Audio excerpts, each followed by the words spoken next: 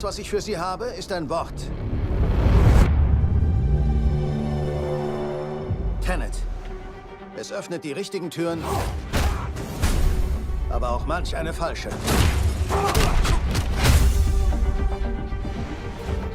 Nutzen Sie es mit Bedacht.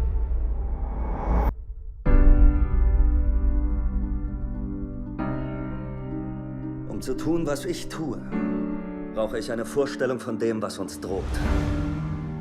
So wie ich das verstehe, versuchen wir, den Dritten Weltkrieg zu verhindern. Ich sehe hier kein Armageddon. Nein. Etwas Schlimmeres. Ich nehme an, Sie haben ein Interesse an einem gewissen russischen Staatsbürger. Wieso haben Sie mich hergebracht? Wollen Sie das wirklich wissen? Er kann mit der Zukunft kommunizieren. Zeitreisen. Nein. Inversion. Zielen und dann abdrücken. Sie schießen die Kugel nicht ab, sie fangen sie ein. Wow. Ich habe schon zu viel gesehen. Tja, wir versuchen nur Schritt zu halten.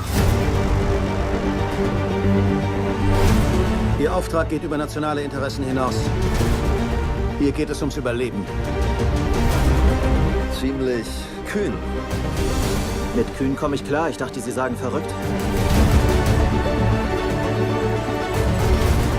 Unsere Welten prallen zusammen. Wie würden Sie gern sterben? Alt. Sie haben den falschen Beruf gewählt.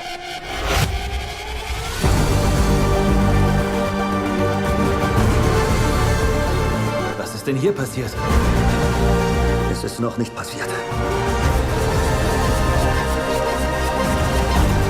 Es gibt Menschen in der Zukunft, die uns brauchen. Die Tenet brauchen.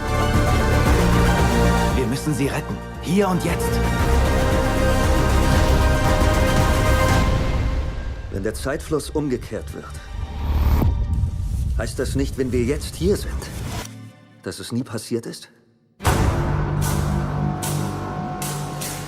Sie wollen ein Flugzeug crashen lassen? Aber nicht vom Himmel. Seien Sie nicht so dramatisch. Wie groß ist denn das Flugzeug?